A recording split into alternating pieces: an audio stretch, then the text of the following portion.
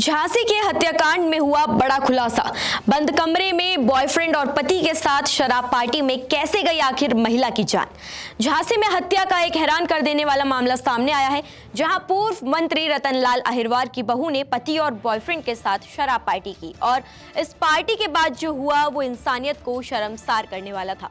बंद कमरे में बहती शराब, 3 लोग और फिर अचानक गूंजती चीखें जो धीरे धीरे मौत की खामोशी में बदल गई।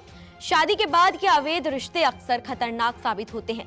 ऐसा कुछ मेरठ में भी आपने देखा। इसके अलावा कभी आपने जयपुर में सुना तो कभी आपने मध्य प्रदेश में भी सुना, लेकिन अब यूपी के ही झांसी में एक ऐसी वारदात देखने को मिली जिसमें शादी के बाद वाले अवैध रिश्ते यानी एक्स्ट्रा मैरिटल अफेयर में ना तो पति का मर्डर हुआ, ना ही उसके बॉयफ्रेंड का, बल्कि इस बार कहानी पलट चुकी है। इस बार पत्नी की ही मौत हो गई और मारने वाला कोई और नहीं बल्कि उस युवती के बॉयफ्रेंड और पति को ही बताया गया। आखिर एक बेडरूम के अंदर की वो कहानी क्या है जो एक बच्ची चीख चीख कर पुलिस वालों को सुनाती रही। वो बच्ची अभी भी पुलिस वालों को गवाही दे रही है कि उसके पापा रविंद्र, उसके अंकल रोहित और उसकी मां संगीता के बीच झगड़ा जो कुछ होता रहा और उसकी मां बार बार चिल्लाकर बुलाती रही कि मुझे आकर बचाओ। आखिर उस रात बेडरूम के अंदर ऐसा क्या कुछ हो रहा था, आज हम आपको बताएंगे कि शादी के अवैध रिश्ते के बाद आखिर झांसी में कौन सी ऐसी वारदात हो गई जिससे पूरा झांसी इस वक्त दहल उठा है। बता दें कि झांसी के कोतवाली थाना क्षेत्र के लक्ष्मी नगर गेट का एक मोहल्ला है। वहां पर पूर्व मंत्री रतनलाल अहिरवार की एक बहू जिसका नाम संगीता है और उसकी उम्र तकरीबन 36 साल है, जिसके 3 बच्चे हैं।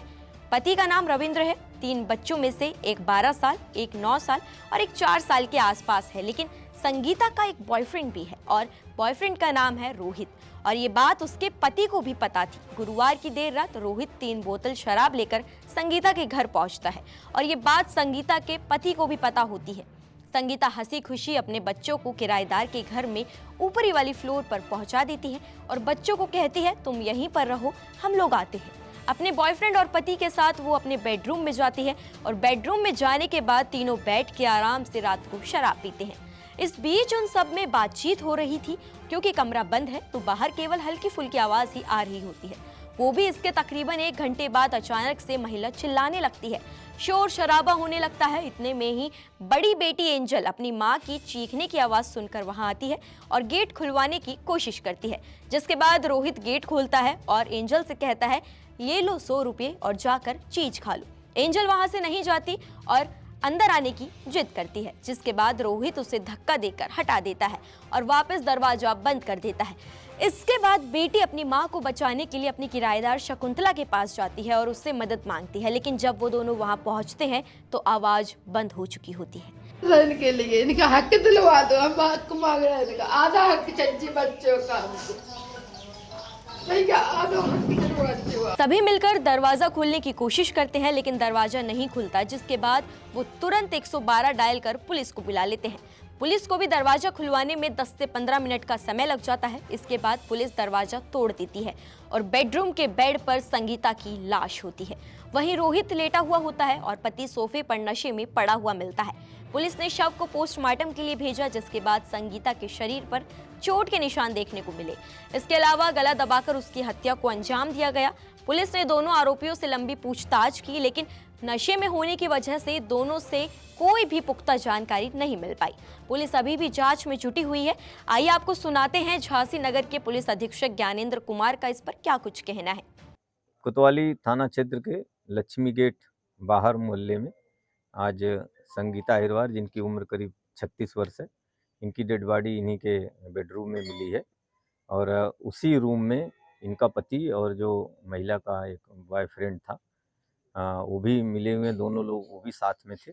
उनको हिरासत में लिया गया है और महिला की जो डेड बॉडी मिली उसका पंचायतनामा पोस्टमार्टम कराया जा रहा है।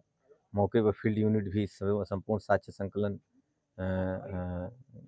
कर रही है और तहरीर लेकर उचित धाराओं में अभियोग पंजीकृत करते हुए संपूर्ण साक्ष्य संकलन के आधार पर अग्रिम वैधानिक कार्रवाई की जाएगी। अब सवाल ये उठता है कि अभी भी अवैध रिश्ते किस तरीके से पूरे भारत को खोखला कर रहे हैं, बल्कि परिवार वाली जो प्रक्रिया है भारत देश में खत्म हो रही है। लोग अपनों से ज्यादा गैरों पर भरोसा करते हैं और वो भरोसा किस तरीके से खून में तब्दील हो रहा है वो आप देख ही रहे हैं।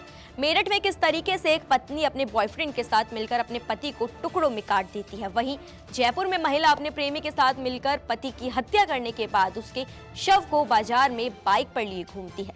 समाज के लोगों के लिए ये सब घटनाएं बेहद खतरनाक साबित होंगी। इसके अलावा प्यार और शादी से लोगों का भरोसा उठने लगेगा।